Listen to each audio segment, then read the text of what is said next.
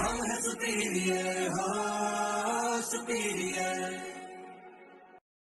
अब स्टूडेंट्स हम एमसीक्यूज देखते हैं जो पेपर्स में हमारे पास चैप्टर नंबर 5 से डिफरेंट एमसीक्यूज आते हैं। क्योंकि आज हम बात कर रहे हैं इसके इंट्रोडक्शन पे, तो इंट्रोडक्शन के अंदर से जो है काफी आपको एमसीक्यूज भी आज क्या करते हैं डिफाइन करते हैं। तो स्टूडेंट्स अब हम डिफाइन क्या करने लगे हैं एमसीक्यूज को। तो देखिए एमसीक्यूज के लिए ये मैं एक प्लेन बनाता हूं। अब ये मेरे पास जो प्लेन है, ये जो लाइन है, ये मेरे पास कितनी है एक्स एक्सिस। अब एक्स एक्सिस के ऊपर किसी भी जगह पे y हमेशा मेरे पास कितना होगा, एक्स एक्सिस के ऊपर y किसी भी पॉइंट के ऊपर y की वैल्यू मेरे पास कितनी होगी, 0 होगी। ये बात याद रखिए। तो यहां से y इज इक्वल टू 0, इसको हम लिखेंगे इक्वेशन ऑफ एक्स एक्सिस। अगर आ जाता है y इज इक्वल टू 0 तो आपको पता होना चाहिए y इज इक्वल टू 0 क्या होगा, इक्वेशन ऑफ एक्स एक्सिस होगा।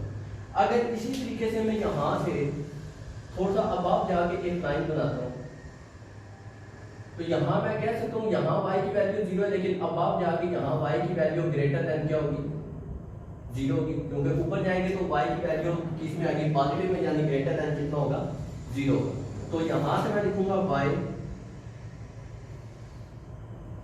Greater than 0। अब y ग्रेटर देन 0 को क्या लिखेंगे, अपर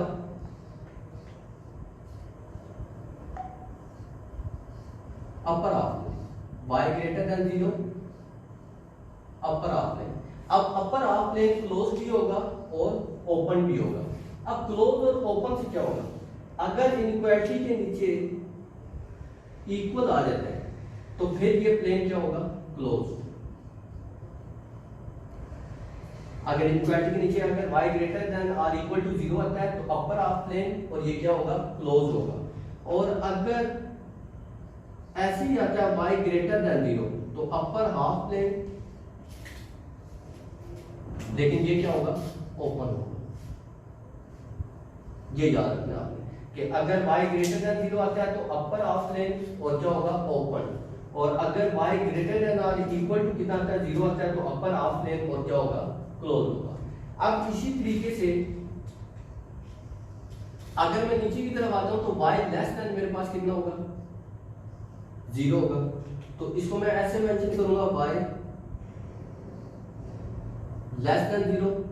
ऊपर की तरफ अपर हाफ प्लेन था, नीचे की तरफ मेरे पास क्या होगा, लोअर हाफ प्लेन। तो इसको मैं कितना लिखूंगा, लोअर हाफ प्लेन। अब लोअर हाफ प्लेन भी क्लोज भी होगा और ओपन भी होगा। उसी तरीके से अगर इक्वालिटी का सिंबल आ गया तो ये मेरे पास क्या होगा, क्लोज। और अगर इक्वालिटी का सिंबल नहीं आता तो लोअर हाफ प्लेन मेरे पास क्या होगा, ओपन होगा। इसी तरीके से अगर मैं इस तरफ चलता हूं y एक्सिस के ऊपर, तो y एक्सिस के ऊपर आपको पता है किसी भी जगह पे x की वैल्यू हमेशा कितनी होगी, 0। क्योंकि x एक्सिस के ऊपर किसी भी पॉइंट पे y 0 होता है और y एक्सिस के ऊपर कहीं किसी भी पॉइंट के ऊपर x की वैल्यू कितनी होती है, 0 होती है। अब अगर मैं इस तरफ कोई लाइन बनाता हूं ऐसे करके, तो इसका मतलब क्या हुआ कि x ग्रेटर देन कितना है, 0 है। तो अब मैं यहां से लिखूंगा राइट हाफ प्लेन।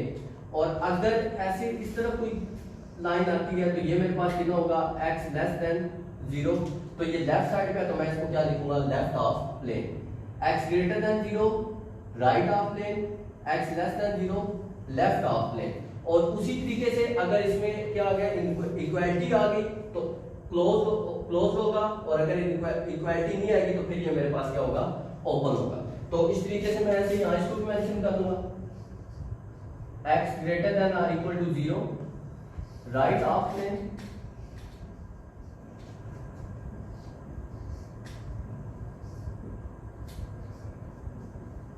और इक्वालिटी का साइन है इसलिए ये मेरे पास क्या होगा, क्लोज होगा। और अगर यहाँ इक्वालिटी का साइन नहीं होगा तो ये मेरे पास क्या हो जाएगा, ओपन हो जाएगा। इसी तरीके से अगर मैं देखता हूँ कि x लेस देन 0 तो x लेस देन 0 मेरे पास आएगा लेफ्ट हाफ प्लेन,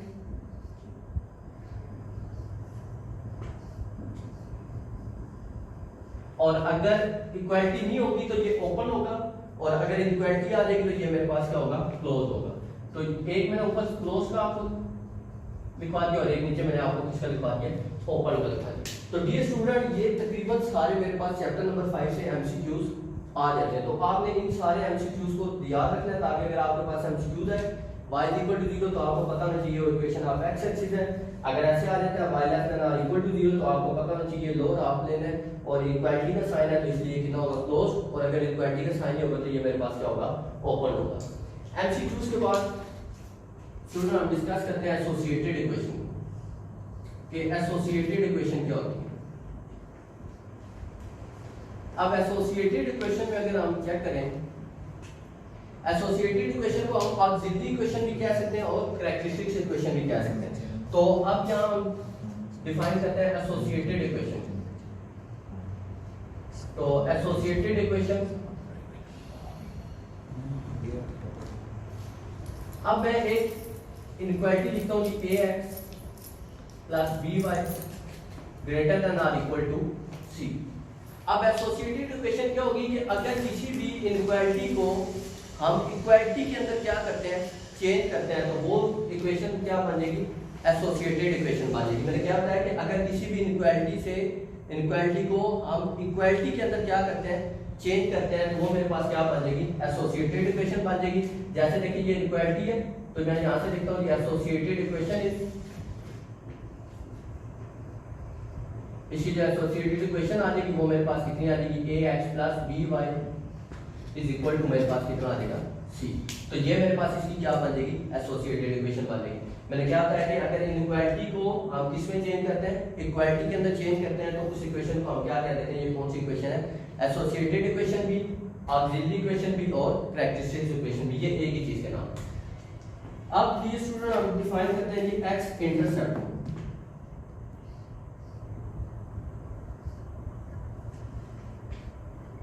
क्वेश्चंस को अटेम्प्ट करने के लिए हमें x इंटरसेप्ट का मालूम होना बहुत जरूरी है, क्योंकि क्वेश्चंस के अंदर हम x इंटरसेप्ट को क्या किया करेंगे, फाइंड आउट किया करेंगे। ठीक है जी। अब ये स्टूडेंट हम देखते हैं x इंटरसेप्ट को। तो यहां मैं लिखता हूं जी x इंटरसेप्ट की हेडिंग देता हूं, मैं एक प्लेन बनाता हूं और एक ये लाइन है जिसने इस लाइन को x एक्सिस के ऊपर क्या किया हुआ है, कट किया हुआ है।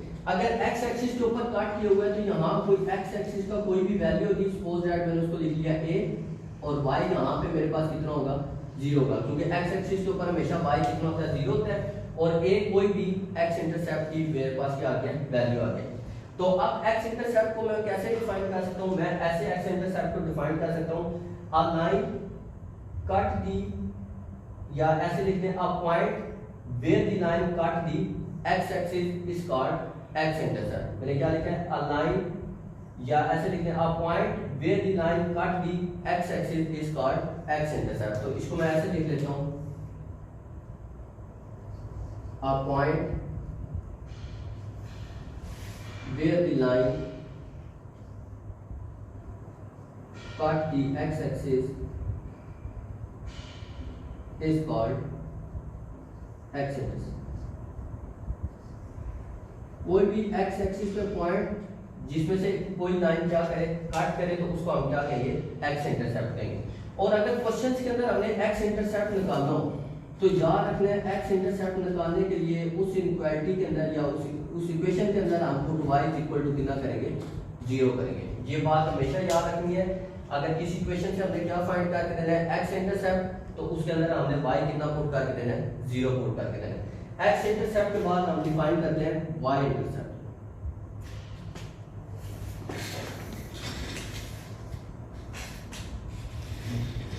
जिस तरीके से x इंटरसेप्ट को डिफाइन किया इसी तरीके से हम y इंटरसेप्ट को देखते हैं। तो डियर स्टूडेंट मैं यहां हेडिंग देता हूं y इंटरसेप्ट।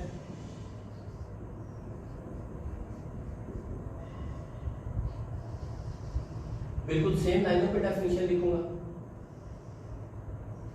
मैं लिखता हूं a point where the line cut the y axis is called y intercept. इस तरीके से मैंने क्या लिखा, a point where the line cut the x axis is called x intercept. ऐसे लिखूंगा, a point where the line cut the y axis is called y intercept. तो इसकी डेफिनेशन मैं ऐसे लिख लेता हूं, अ पॉइंट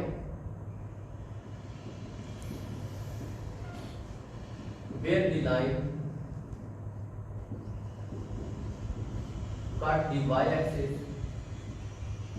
is called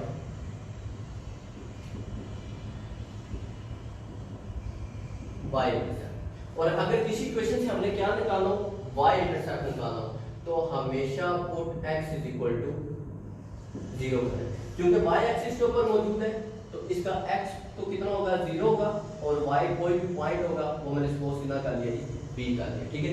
अब point where the line cut the y-axis is called y-intercept। और अगर किसी क्वेश्चन से हमने y-intercept निकालना हो तो हमेशा हमने उसी क्वेश्चन में x जगह कितना पुट करना है, 0 पुट करना है, तो मेरे पास कितना आ जाएगा y-intercept।